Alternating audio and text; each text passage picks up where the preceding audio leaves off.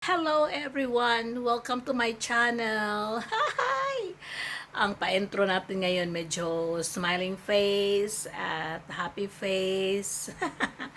Hello mga kapasyonista!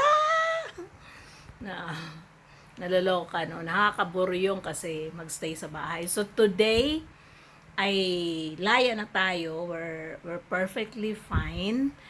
Okay, yung x-ray natin at um, medical check-up yesterday was all fine. Wala naman akong TB. Pero daw kasi yung yung new variants ngayon ay talagang yung ubo niya matagal matanggal. So dikit siya for may mga umaabot pa nga daw niya ng mga 2 months na mayroon kang ubo. So hindi naman siya alarming considering the fact na yung aking x-ray ay clear naman. So thanks be to God. And medyo hindi pa ayos yung ating mata. Kaya medyo matamlay pa, medyo malamlam pa, marami pang mga parang panda pa, 'di ba?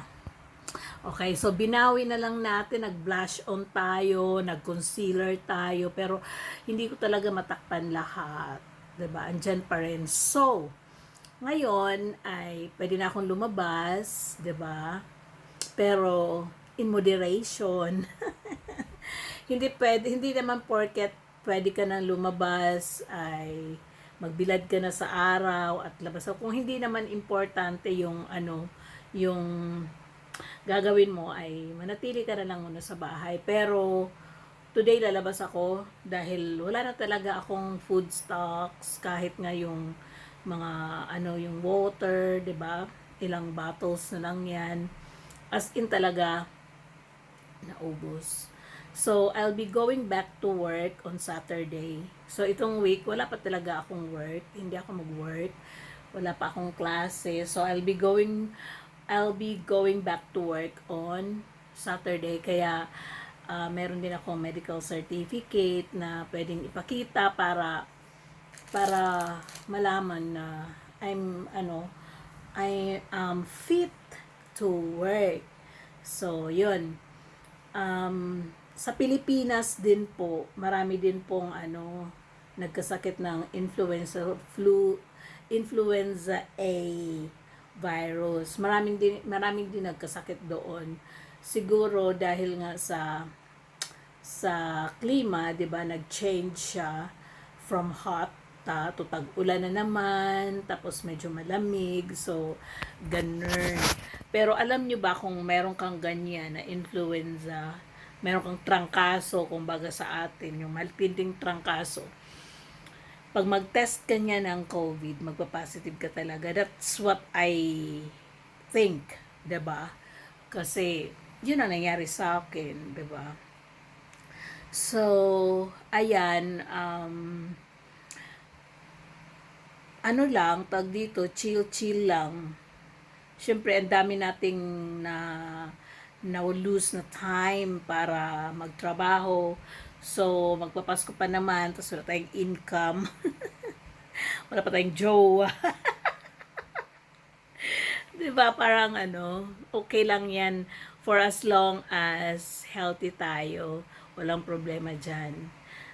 At mag-recover kasi yung boses ko medyo pa rin. At saka hindi pa rin ako 100% malakas. Kaya gusto kong bumili ng buto-buto para gawing nilaga, mga ganyan. Pero ang problema kasi hindi ako masarap magluto. Yan. Yan yung ating mata. Pero magaling na tayo. Yung mata natin. Wawa naman. Ang hirap magkasakit sa ibang bansa, 'di ba? Ang hirap kasi wala kang support system, 'di ba? Yung kahit man lang ipagluto, magsaing, wala. Ikaw talaga lahat ang gagalaw. So, hindi talaga madali ang maging OFW, manirahan sa ibang bansa. At saka kung wala kang asawa, 'di ba? Wala kang partner, 'di ba, sa buhay. Mahirap. Um, Wala man lang magsabi sa'yo na mag-ingat ka, magpagaling ka, charot, 'di ba? Take care, get well soon, I love you. Walay. 'Di ba? So, um, nakakamiss ang mayroong partner, 'di ba? Kasi noong mayroon pa akong partner, um, kahit gaano kabigat yung sakit mo, kahit gaano ka lala yung sakit mo ba, parang gumagaan dahil meron sa yung nag-care, 'di ba? Yung tumatawag sa araw-araw, nagme-message sa iyo every now and then, 'di ba? The whole day. So, 'yun, nakakagaan yun ng feelings. Although meron naman akong marami naman akong mga friends na tumatawag sa akin, nag-message, nagpapadala ng mga pagkain, ah, pambili ng Grab, maraming mga ganyan, pero marami akong mga friends na ganyan. Tsaka rin dyan naman yung mga anak ko, 'di ba? Pero iba pa rin yung ano yung meron ka talagang yung kabiyak ng puso. Ay! 'Di ba? Sinabi ko 'yun sa friend ko. Sabi ko, "Uy, gusto kong mag-asawa kasi ang hirap mag-isa, tapos lalo na yung getting older, ganyan. Sabi ng friend ko, nag-aalibay ka lang, ginamit mo na naman yung sakit mo para magkaroon ng ticket para mag-asawa." Ay, Diyos ko. Kasi, yung mga friends ko, ayaw na nila akong mag-asawa. Sabi nila, mag-single ka na lang, huwag ka na mag-asawa. Ay, anhin mo sila. Hindi mo sila kailangan, independent ka naman. At saka, ano naman, yung kaya mo namang mabuhay kahit walang lalaki, 'di ba? Hindi 'yun sa ganun ni, 'di ba? Kasi naranasan ko talaga yung magkasakit na walang ano na lang, let's make it simple. One time sa aking pagkakasakit lately, middle of the night, nag-cough ako ng sobra. Sobra talaga yung cough ko. Tapos, yung water ko pala na tinatabi ko sa pagtulog, yung water bottle, empty na pala. Wala na pala siyang laman. Kaya, nakalimutan kong kumuha ng panibago. So, ang ginawa ko, hirap akong tumayo kasi that time, meron akong fever, tapos medyo dizzy, tapos sige ang ubo. Can you imagine that? 'Di ba? So, kailangan kong tumayo kasi hindi matatapos yung ubo kung hindi ako iinom ng tubig. So, I have to get up and get some water, 'di ba? Parang kung meron akong kasama, 'di ba? Meron magkukuha ng tubig for me, 'di ba? So, ayun, ako ang tumayo tapos kumuha ako ng tubig. Parang nag-self-pity ako, talagang umiyak talaga ako. Tapos, sabi ko, hindi naman ako masamang tao, maayos naman akong babae, hindi naman ako kaladkarin, 'di ba? Ano naman ako, yung independent, kumbaga self-sufficient, 'di ba? Pero bakit nag-iisa ako sa buhay, 'di ba? Parang ganoon. Siguro nga kasi I was into a long relationship, 'di ba? Yung napakatagal na relasyon na hindi ako tumingin sa iba, 'di ba? Hindi ako nag-flirt, hindi ako kumbaga parang one woman man. Oh yeah. Ganern. Kumbaga parang ano yon yung faithful ako, loyal sa aking partner for 14 years. So, kaya sa ngayon nahirapan akong makakuha ng makahanap ng boyfriend, 'di ba? May mga nakakausap, 'di ba? Pero siguro kasi nasa shadow pa ako ng aking ex-relationship, kaya parang I keep on comparing, kaya hindi talaga pwede. Parang nag-end siya ng negative dahil nga I keep on comparing, which is I aware naman ako na I should not, 'di ba? I should not compare this person to the other person because they are different person. 'Di ba? So hindi dapat ganoon. But syempre may mga nakikita ka na or nakasanayan mo, 'di ba? Nakasanayan mo na ganito yung trato sa yung ganito yung partner mo, ganyan ganyan, tapos nakikita mo sa kanya na it's opposite, 'di ba? Opposite than before. Parang hindi ko to kaya, ayoko, 'di ba? Parang ganon. But I'm reading some articles naman na nagtuturo kung paano ba mag-get over yung past, tapos how to move on, na makakalimutan mo yung past, 'di ba, na hindi ka magko-compare sa present, 'di ba? How I wish na magawa ko 'yun, pero kasi syempre kasi hindi na, pa lang naman din, less than a year pa lang din naman na nawala yung ex relationship ko. So hindi pa nga mentally, emotionally, physically, hindi pa talaga ako ready para magkaroon ng relationship. So sayang naman yung mga pinapalampas ko ba, kasi dahil lang sa simpleng bagay, umaayaw ka agad ako. Kaya lang syempre hindi ka rin naman magiging happy kung pipilitin mo ang sarili mo, 'di ba? Na just to have someone with you, right? So ang iniisip ko kasi yung future, I am considering about like growing old together, like long time relationship na yung na siya, yung last, 'di ba? Siya yung last.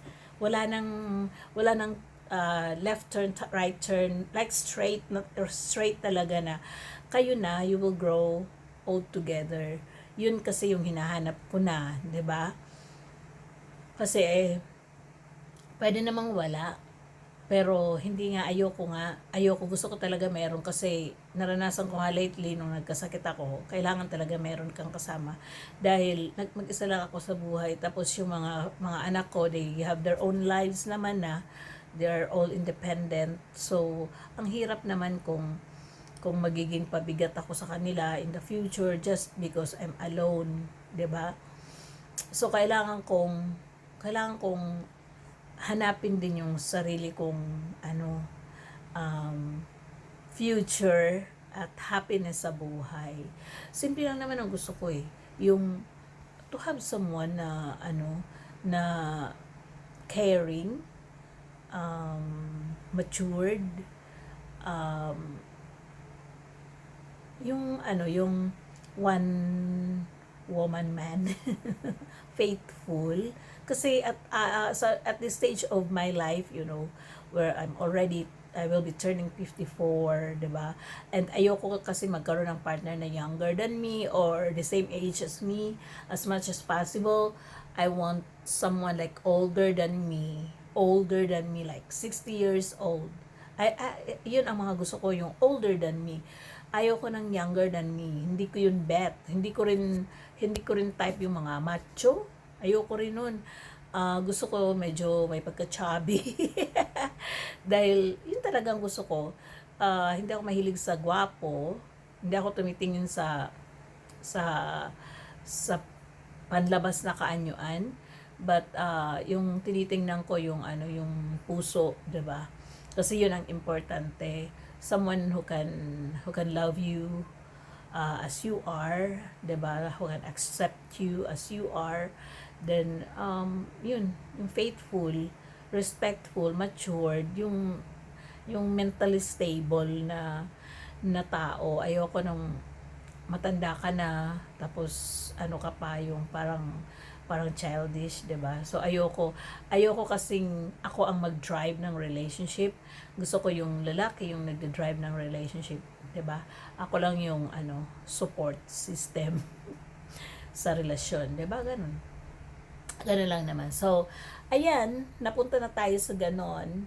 Ayan, nag-makeup tayo, nag-blush on tayo. Blush on lang naman ang hilig ko na nag-lipstick. Ano lang yan, petroleum gel. Hindi rin ako naglalagay ng mga lip balm. Petroleum gel lang nalagay ka. Yan. Kasi nagcha-chop lips ako dahil sa aircon. Lamig kasi dito sa sa condo. So ayan mga ka-fashionista. So laya na tayo. Lagi na akong mag-vlog ngayon kasi hindi busy yung schedule ko.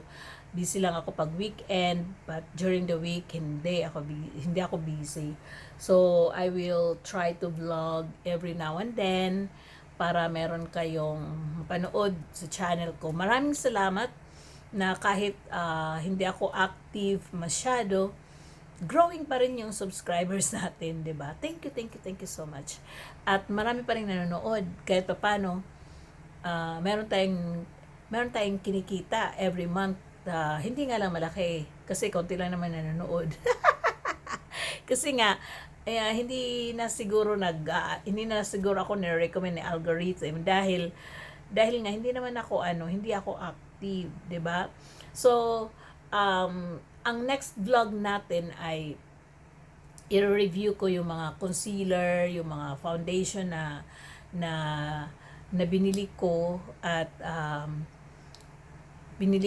trinay ko sa akin dahil para matakpan yung aking mga melasma. Dahil itong melasma na to nagbibigay sa akin to ng stress.